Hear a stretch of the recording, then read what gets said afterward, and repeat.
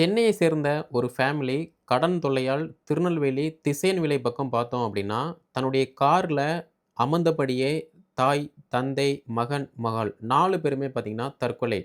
Police வந்து வழக்கு பதிவு பண்றாங்க. அதுக்கப்புறமா விசாரணை நடக்கு. விசாரணையில பார்த்தோம் அப்புட்ன்னா, அந்த ஃபேமிலிக்கு கடன் தொல்லை அதிகமா இருக்கு. ரீசென்ட்டா அவங்களுடைய சொந்த வீட்ட வந்து சேல்ஸ் பண்ணியிருக்காங்க. அதுக்கப்புறமா தன்னுடைய கார்ல மட்டும் தான் அவங்க வசித்து வந்திருக்காங்க. அதுக்கப்புறமா ஒரு டைமுக்கு அப்புறமா பார்த்தோம் அப்புட்ன்னா ஆ சூசைட் வந்து பண்ணியிருக்காங்க. எப்போதுமே வந்து ஒருத்தன் குடிக்கான் அப்படின்னா, அந்த நபர் மட்டும் தான் பாதிக்கப்படுவாங்க. ஆனா, ஒரு குடும்பத்தில ஒரு நபர் வந்து கடன் வாங்குறாங்க அப்படின்னா, அந்த குடும்பமே வந்து பாதிக்கப்படுது. இப்ப ரீசென்ட் டைம்ல நெறைய பேர் பார்த்தோம் அப்படின்னா, கடன் தொல்லையால் வந்து தற்கொலை வந்து பண்ணிட்டு தான் இருக்காங்க. அப்படி பார்க்கும்போது, மத்தவங்க கண்ணுக்கு அழகா தெரியணும், சொந்தக்காரன விட ஒரு படி மேல தெரியணும் அப்படின்னு நோக்கத்தோட, நீங்க யாருமே வந்து எக்காரணம் கொண்டும் கடன் வாங்காதீங்க. வாழ பணம் தேவ. ஆனா, ஆடம்பரமா வாழ பார்த்தீங்க அப்டின்னா, பணம் வந்து தேவை கிடையாது. ஸோ சிந்தித்து சிந்தித்து செயல்படுங்கள்.